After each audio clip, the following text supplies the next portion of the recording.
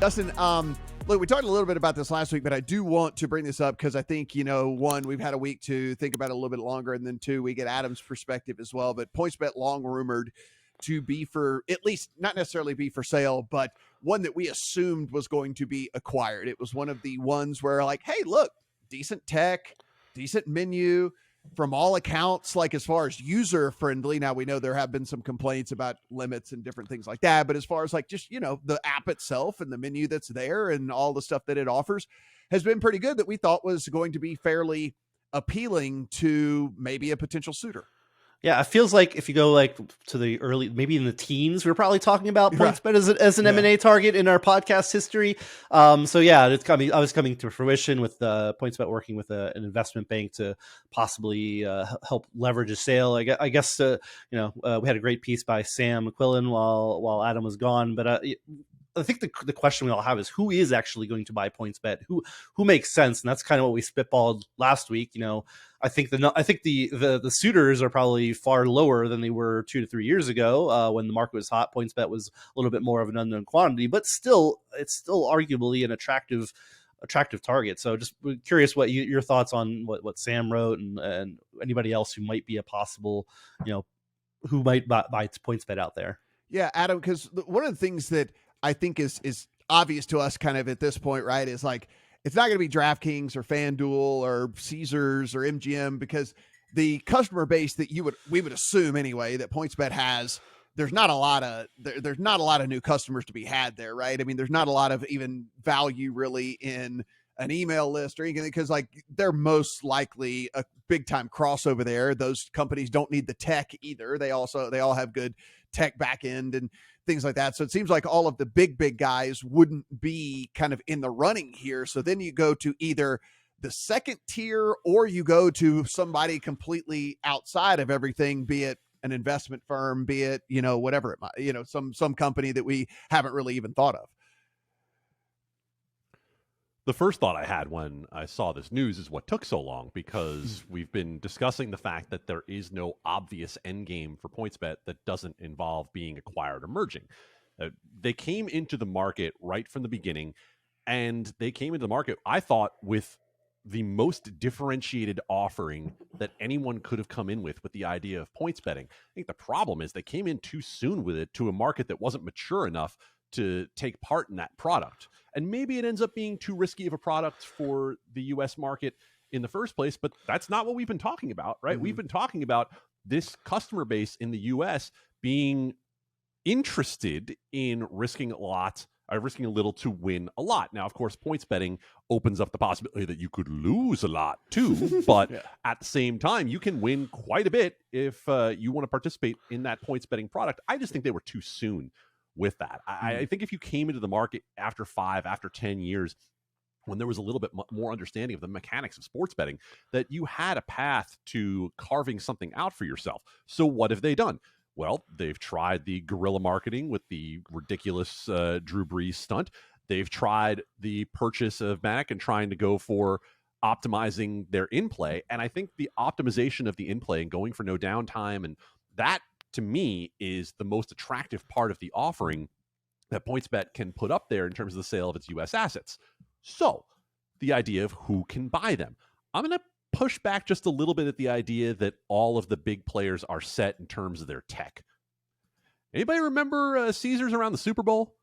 Like, this was not a company that was in great shape tech-wise around the Super Bowl. And the one thing we've heard consistently when it comes to Caesars is that there are product challenges for that company. Now, do they have the kind of money or the interest to go out there and make this purchase? Probably depending on what the cost looks like. But I wouldn't rule Caesars out entirely just from the product perspective, not necessarily from the does this make sense financially. So yeah, then you go to the next level of this. The timing doesn't work very well for Fanatics, but Fanatics has the money to do this. The problem for Fanatics is they're already into beta testing for this app. And, we know that they went to Amelco for some source code. And I just don't think it makes a lot of sense for them at this moment. Could they make the acquisition essentially to get whatever database there is for PointsBet and then just try to ice the offering until they had a chance to work the tech in, or maybe they work it in during this beta testing process in some sort of code engineering magic. Yeah, that's possible. And then we can go back to what we've talked about 100,000 times. Would there be some value to a 365? I don't think so. The one thing that we know 365 does very well is in-play. So what value is there for them in terms of the in-play product that PointsBet brings to the table? You talked about DraftKings, FanDuel, MGM. You're right. There's too much crossover in the database there for that to make any sense. So I don't know. Does Penn have any money left? Probably not, after what we've seen them do with Barstool and with the Score. And, they paid a super premium on the Score. So I wouldn't imagine that they're going to be in the PointsBet bidding either. So I don't know. I think this was the right move to start exploring a sale. If you're PointsBet, obviously they missed the boat in terms of the most money that they could have gotten. But I do think it's an attractive offering in certain ways, because they do have a couple of things that stand out in terms of what they developed.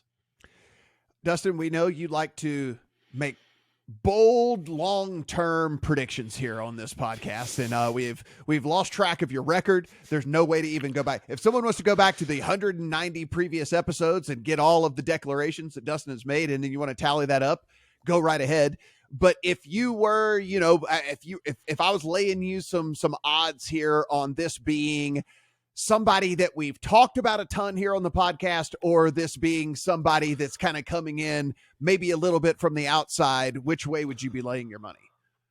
Man, I don't know. That's a tough one to put me. Yeah, I mean, I've never been wrong, so I have to take a hot second to think about this. Great point. I don't know. I mean, it feels like it's like somebody out of left field seems unlikely. I'd make somebody we talk about. I think Sam mentioned an analyst talked about Bally's as well.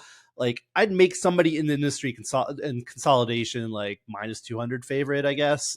That's gut feeling, but it doesn't rule out somebody coming out and saying, oh, we want to be in this space and do that. It's not impossible, but it doesn't feel likely to me, because for all the reasons Adam said there are attractive reasons still to buy PointsBet, and we kind of crap on these second, third tier market shares sometimes, but it does come with nationwide 3% of the market. Like that's better than starting at 0.1% or somewhere else, right? If you're trying to start from scratch, and again, the price is depending on who you talk to, it's going to be affordable if you really want to get into the space. It's not like the valuations we were seeing a couple years ago. So it feels likely.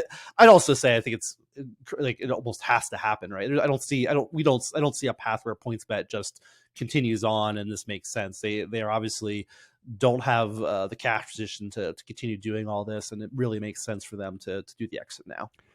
Adam, we know it's not going to happen because Disney is in the middle of slashing budgets and all the things like that, and trying to cut costs as much as humanly possible. But boy, if that had not been the case, if they were just flush with cash right now, ESPN, Disney acquiring this, just slapping ESPN on this with a turnkey product that has a really good app already, all this stuff, you would basically have to do nothing other than just put your brand on it. That would have been the home run for them. But again, that seems very, very, very unlikely given the state of kind of Disney right now.